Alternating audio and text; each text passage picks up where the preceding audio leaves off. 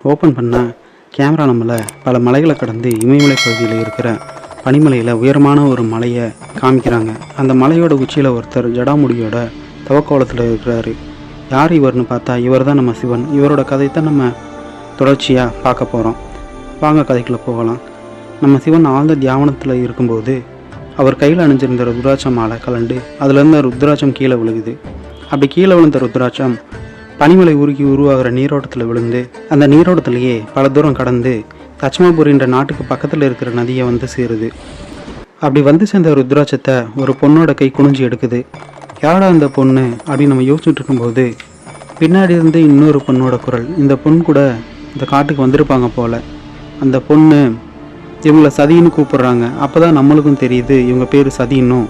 சதி வந்து ருத்ராட்சத்தை கையில் வச்சு பார்த்துட்டு இருக்கிறத அந்த கூட வந்த பெண்கள் பார்த்துட்டு பதறாங்க.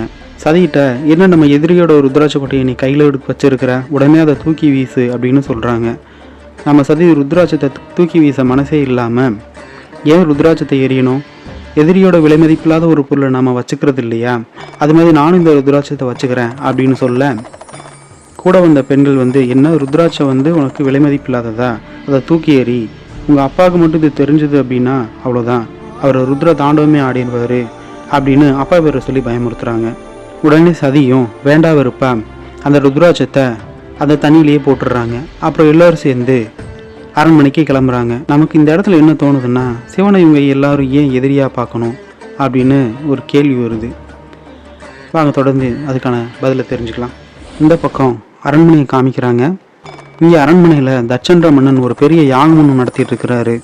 எதுக்கு யாகம்னு பார்த்தா பின்னாடி ஒரு பிரம்மாண்டமான சிலையை திரை போட்டு மூடி வச்சுருக்கிறாங்க. யாகம் நடந்துட்டு இருக்கும்போது காட்டில் கிளம்பின பெண்கள் எல்லாருமே இங்கே வந்து சேர்றாங்க. அப்போ தான் நம்மளுக்கும் தெரியுது அந்த பெண்கள் எல்லாருமே வந்து தட்சனோட பொண்ணு அப்படின்னும் நம்ம சதியும் தட்சனோட பொண்ணுன்னும் தெரியுது.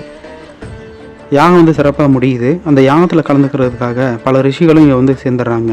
இந்த ரிஷிகள் யாருன்னா இவங்க தான் சப்த ரிஷிகள். தட்சன் ரிஷிகளை வந்து யாகத்துக்கு வரவேற்றுட்டு நீங்கள் யாகத்தில் கலந்துக்கிட்டதுனால இந்த யாகம் இன்னும் மிக சிறப்புடையதாக அமைய போகுது அப்படின்னு சொல்கிறாரு. அப்படி சொல்லிட்டு இருக்கும்போது சப்த ரிஷிகளில் ஒரு ரிஷி வந்து சிலையை மக்களுக்கு காண்பிக்கலாமே அப்படின்னு கேட்க நம்ம தட்சனும் சிலையை மூடி வச்சிருந்த திரை சிலையை விலக்கி மக்கள் பார்வைக்கு விக்கிரகத்தை காமிக்கிறாரு.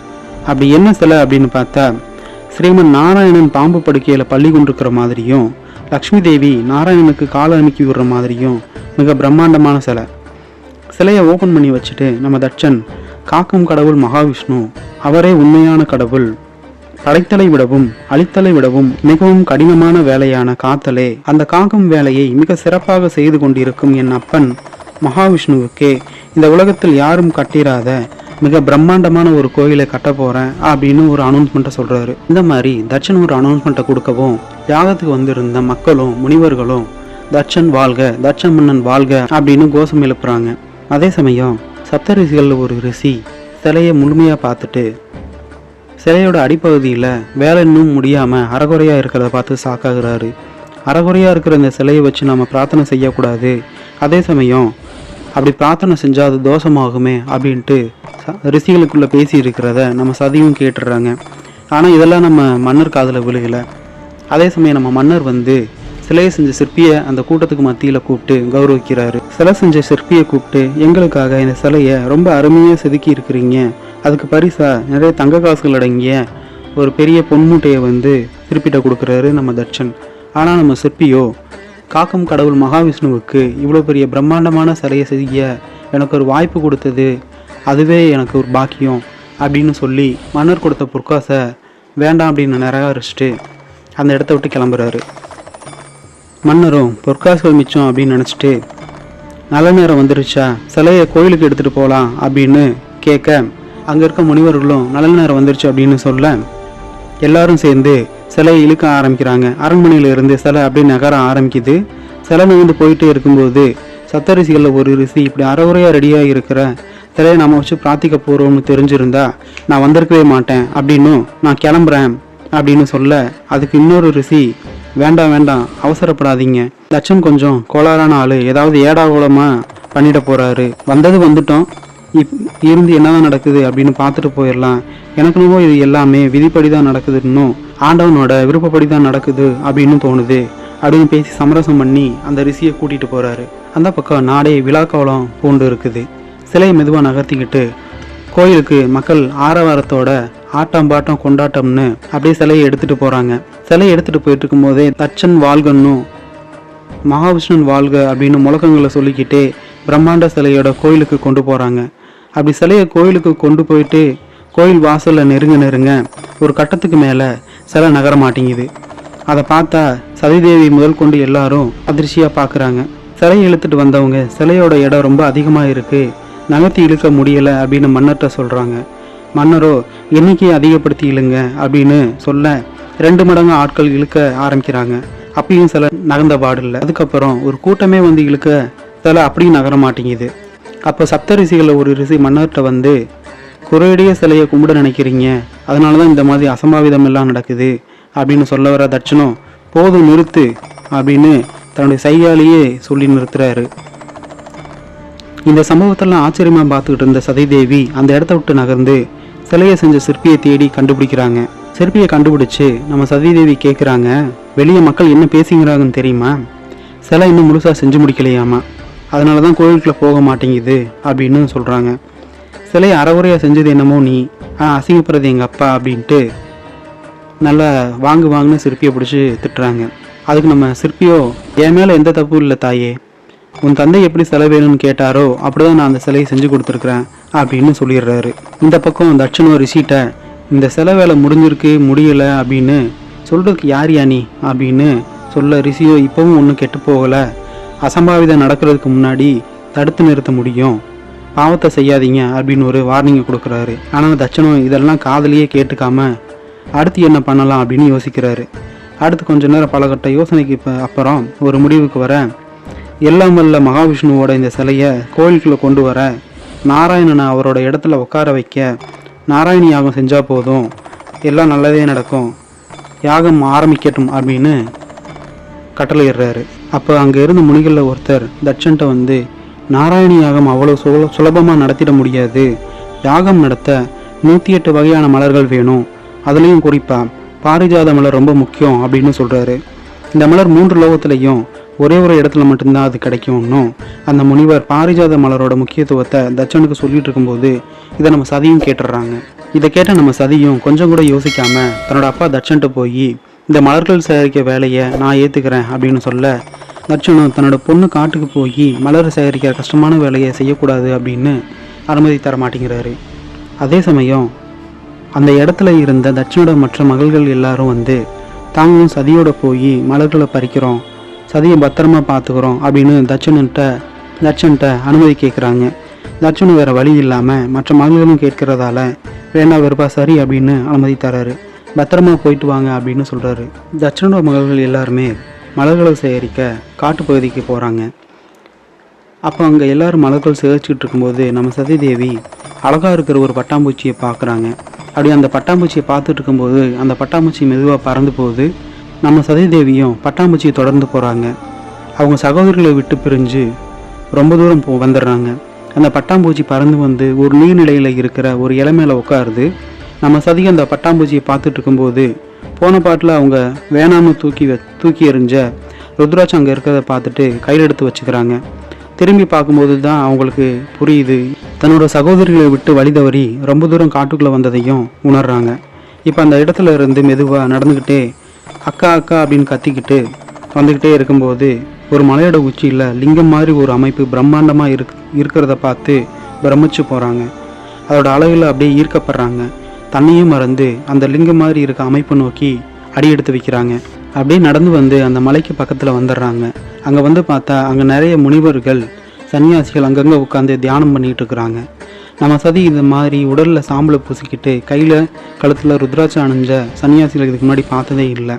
இப்போ இவங்களை அந்த இடத்துல பார்க்கவும் ஒருவித பயத்தோடையே அங்கே உள்ளே நடந்து போகிறாங்க. ஆனால் சன்னியாசிகளோ நம்ம சதியை வணங்குறாங்க. அதில் ஒரு சன்னியாசி, யாருமா நீ இந்த பக்கம் வந்திருக்க அப்படின்னு கேட்க நம்ம சதியோ வழி தவறி வந்துட்டதா சொல்கிறாங்க. அதே சமயம் முகம் தெரியாமல் பின்னாடி திரும்பி உட்காந்துருக்கிற ஒரு முனிவர் வந்து, நீ வர வேண்டிய இடத்துக்கு தான் வந்திருக்க தாயே, எல்லாம் விதிப்படி தான் நடக்குது அப்படின்னு சொல்லிக்கிட்டு நம்ம சதியை நோக்கி நடந்து வர்றாரு. அந்த முனிவர் தொடர்ந்து சதிக்கிட்ட, எங்கள் மாதிரி உடலில் சாம்பலை பூசிக்கிட்டு ருத்ராட்சம் அணிஞ்ச சன்னியாசிகளை இதுக்கு முன்னாடி பார்த்துருக்கிறீங்களா அப்படின்னு கேட்க நம்ம சதியும் இல்லை அப்படின்னு தலையாட்டுறாங்க. முனிவர் சதிட்ட செத்தா எல்லாரும் சாம்பலாக தான் ஆக போகிறோம், அதுதான் இயற்கை அப்படின்றத ஏற்றுக்கிட்டு எப்படி இருந்தாலும் கடைசியில் சாம்பலாக தான் ஆக போகிறோம், அதனால் கொஞ்சம் அடங்கி நடந்துக்கணும் அப்படின்றத மக்களுக்கு உணர்த்துற விதமாக தான் உடம்புல சாம்பலை பூசிட்டு இருக்கிறதாகவும் சொல்கிறாரு. அது மட்டும் இல்லாமல் எங்கள் எல்லார்ட்டையும் ருத்ராட்ச கொட்டையினால் ஆன இந்த மாலை இருக்கும், இது ருத்ராட்ச விதைகளால் ஆனது. இந்த மாலை ஒருவேளை அந்து விழுந்தாலும் எங்கேயாவது தெரியாமல் தொலைஞ்சு போனாலும் அது மரமாக வளர்ந்து நிற்குமே தவிர ஒருபோதும் வீணாக போகாது. இந்த ருத்ராட்சம் ஆன்மாவுக்கும் வாழ்வதற்கும் துணையாக இருக்கும். இதை எடுத்துட்டு சொல்கிற விதமாக தான் நாங்கள் இதை அணிஞ்சிருக்கோம் அப்படின்னு ஒரு விளக்கத்தை கொடுக்குறாரு. இப்படி இந்த கோலத்தில் இருக்கிற எங்களுக்கு சிவ தொண்டர்கள் அப்படின்னும் நாங்கள் வணங்குற கடவுள் சிவன்னும் அவருக்கு ஈசன்ற இன்னொரு பேர் இருக்கும் அப்படின்னு சொல்கிறாரு. இதை கேட்ட நம்ம சதி அதிர்ச்சி அடைகிறாங்க. நம்ம முனிவர் அதோட நிற்காம இவர் முக்கடவுளில் ஒருத்தர்னும் படைத்தல் காத்தல் எந்த அளவுக்கு முக்கியமோ அதே போல் அழித்தலும் முக்கியம்னு சொல்லி அழித்தல் தொழில் நடக்கலைன்னா இந்த உலகத்தில் உயிர்கள் ஸ்தம்பிச்சு நிற்காதா அப்படின்னு விளக்கி சொல்கிறாரு நம்ம சதிட்ட. ஆனால் அவங்க அப்பா தான் சிவனையும் சிவனடியார்களையும் ஏற்க மறுக்கிறாரு. அப்பாவை பற்றி பேசவுமே சதியோ தன்னோட சகோதரிகள் தன்னை தேடுவாங்க, தனக்கு நேரமாகுது அப்படின்னு சொல்லி கிளம்புறாங்க. நம்ம முனிவரோ ஒன்றும் பிரச்சனை இல்லாமல் நானே உனக்கு வழிகாட்டுறேன் அப்படின்னு கூட்டிகிட்டு போகிறாரு. அப்படி நடந்து போயிட்டு இருக்கும்போது சதிதேவி முனிவர்கிட்ட எல்லாம் ஏற்கனவே எழுதின மாதிரி விதிப்படி தான் நடக்குது அப்படின்னு சொல்கிறீங்களே, என் தந்தை ஆசையாக மகாவிஷ்ணுக்கு மிக பிரம்மாண்டமான சிலை செஞ்சு வச்சுருக்கிறாரு, ஆனால் அது கோயிலுக்குள்ளேயே போக மாட்டேங்குது, அதுவும் விதிப்படி தான் நடக்குதா அப்படின்னு கேட்க நம்ம முனிவரோ ஆம் தாயே, இப்பொழுது உன் தந்தை செய்யவிருக்க நாராயணியாகவும் தோல்வியில் தான் முடியும் என்பதும் ஏற்கனவே எழுதப்பட்டிருக்கு அப்படின்னு சொல்கிறாரு. குறையுடைய ஒரு சிலையை கோயிலோட கருவறையில் கொண்டு போய் வைக்கிறது ஒரு பாவச் செயல், அது கண்டிப்பாக நடக்கவும் நடக்காது அப்படின்னு ஆணித்தனமாக சொல்ல சதி அந்த சிலையோட பின்னணி பற்றி முனிவர்கிட்ட விசாரிக்கிறாங்க. இப்படி அவங்க பேசிக்கிட்டு அந்த லிங்கம் மாதிரி வடிவம் கொண்ட மலையோட உச்சிக்கே வந்துடுறாங்க. முனிவர் சதிட்ட நீ அந்த லிங்கத்தை போய் தொடு, அப்படின்னா தான் உனக்கான விடை கிடைக்கும் அப்படின்னு சொல்லி அனுப்புகிறாரு. நம்ம சதியும் சுற்றியும் முத்தியும் பார்த்துட்டு அந்த லிங்கத்தை நெருங்கி போய் கண்ணை மூடி தொட்டு பார்க்குறாங்க. அப்போ அவங்களுக்கு ஒரு காட்சி தெரியுது. அதில் தன்னோட அப்பா செஞ்ச மிக பிரம்மாண்டமான விஷ்ணு சிலையும் அந்த சிலையோட கைக்கு கீழே குறையாக இருக்கிற பகுதியும் தெரியுது. அந்த இடத்துல என்ன வச்சா விஷ்ணுவோட சிலை முழுமையடையும் அப்படின்றதும் அந்த காட்சியில் தெரியுது. இதை பார்த்தா நம்ம சதி அதிர்ச்சி அடைகிறாங்க. என்ன வச்சா அந்த சிலை முழுமையடையும்னா ஒரு சின்ன சிவலிங்கத்தை விஷ்ணுவோட கைக்கு கீழே வச்சாதான் அந்த சிலை முழுமையடையும். இப்போ தான் சதிக்கு புரிய வருது, நம்ம அப்பாவோ சிவனை வெறுக்கிறவர், அதனால தான் அந்த இடத்துல சிவலிங்கத்தை வைக்கலை அப்படின்னு புரிஞ்சுக்கிறாங்க.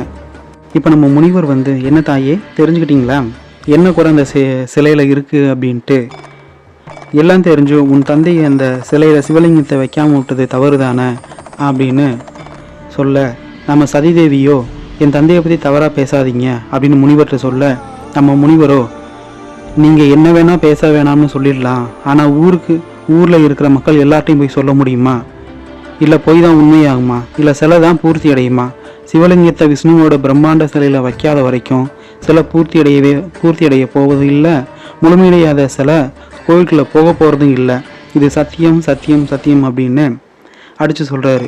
நம்ம முனிவர் சிவலிங்கத்தை அந்த சிலையில் வைக்க வேண்டிய முக்கியத்துவத்தை சதிதேவிக்கு உணர்த்துறாங்க. இதுக்கப்புறமும் இங்கே இருக்க வேணாம் அப்படின்னு நினச்சி நம்ம சதிதேவி கிளம்பும்போது சில பெண் ரிஷிகள் அங்கே கிடைக்கிறதே ரொம்ப அரிது அப்படின்னு சொன்ன பாரிஜாத மலரை சதிகிட்ட சுலபமாக கொடுத்துட்டு போகிறாங்க. அதை வாங்கின சதி இனி எனக்கே அரண்மனைக்கு போகிறதுக்கான வழி தெரியும் அப்படின்னு சொல்லிட்டு கையில் வச்சுருந்த அந்த ருத்ராட்சத்தை பக்கத்தில் இருக்கிற சிவலிங்கத்து மேலே வச்சுக்கிட்டு அரண்மனைக்கு கிளம்புறாங்க. நம்ம முனிவரோ தேவி நீங்கள் யாரென்று இன்னும் நீங்களே உணரவில்லையா, இனி நீங்கள் எடுத்து வைக்கும் ஒவ்வொரு அடியும் சிவனை நோக்கியே இருக்கும் அப்படின்னு மனசுக்குள்ளேயே நினச்சிக்கிறாரு.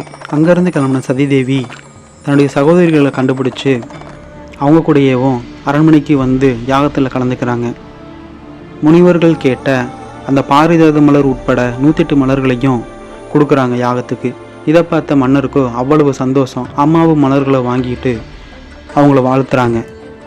அடுத்து யாக வேலைகள் நடக்க ஆரம்பிக்குது. இந்த சமயத்தில் சதிதேவி மறுபடியும் அந்த சிற்பியை கண்டுபிடிச்சு போய் பேசுகிறாங்க. சதி சிற்பிகிட்ட கேட்குறாங்க, என் தந்தை தான் இந்த விஷ்ணுவோட சிலையில் எதுக்கு சிவனோட லிங்கம்னு உன்னை செய்ய வேண்டாம்னு சொல்லிட்டாரா அப்படின்னு விசாரிக்கிறாங்க.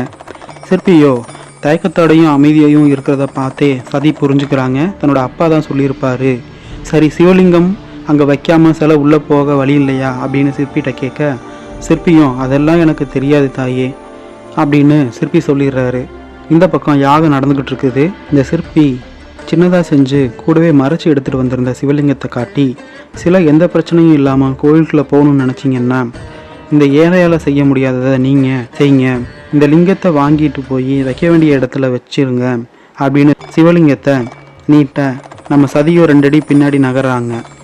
இந்த பக்கம் நாராயண யாகம் நடந்து முடிஞ்சது.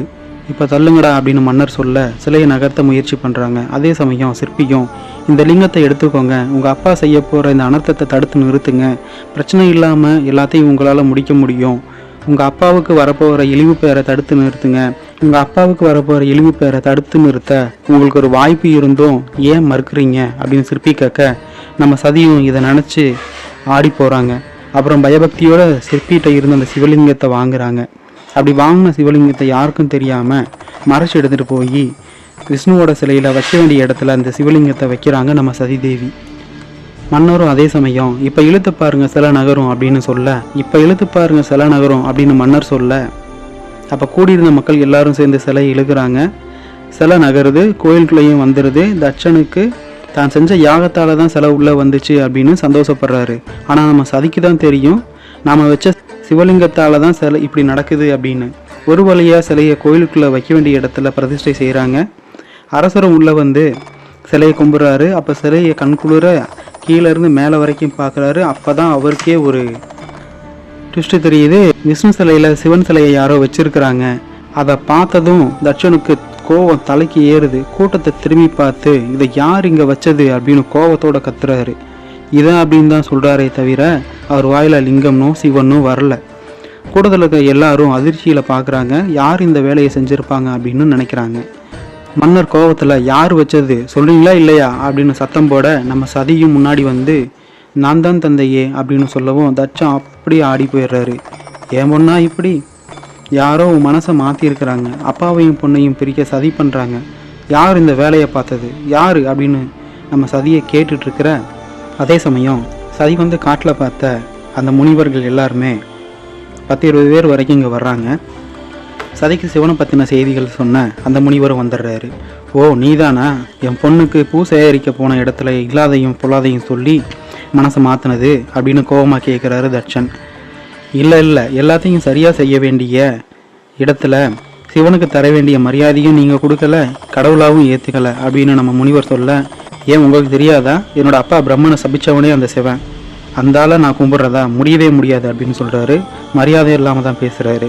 அதே சமயம் பொண்ணை பார்த்து மன்னிச்சுக்கோமா, இது ஏன் தப்பு தான், உனக்கு அவன் யார் என்னன்னு சொல்லி வளர்த்துருக்கணும், அந்த யார் தெரியுமா, உடம்பெல்லாம் இறந்தவங்களோட சுட்ட சாம்பலை பூசிக்கிட்டு பிச்சை எடுத்து வாழ்கிறவன், அவனை அரக்கர்களும் அசுரர்களும் அகோரிகளும் எப்போ பார்த்தாலும் கும்பிடுவாங்க, இப்படிப்பட்டவனை நான் கடவுளாக ஏற்றுக்க முடியுமா கும்பிட முடியுமா அப்படின்னு எடுத்து சொல்கிறாரு. நம்ம முனிவரோ நீங்கள் கடவுளாக கும்பிட ஆடை ஆபரணம் சூழ மிகப்பெரிய மாளிகையும் சூழ செல்லும் செழிக்க இருக்கணும் அப்படின்னு அவசியம் இல்லை, சிவனை கும்பிட்றது ரொம்ப சுலபம், சாதாரண வில்வ இலையை வச்சு சிவனை கும்பிடலாம், ஒற்றை வில்வ இலைக்கே காட்சி தரக்கூடியவர் என் சிவன் அப்படின்னு முனிவர் சொல்ல, தட்சணம் எடுத்துட்டு வாங்கடா அந்த வில்வ இலையை அப்படின்னு பணியாளுக்கு கட்டளையிடுறாரு. எதுக்கு கேட்குறாருன்னு தெரில.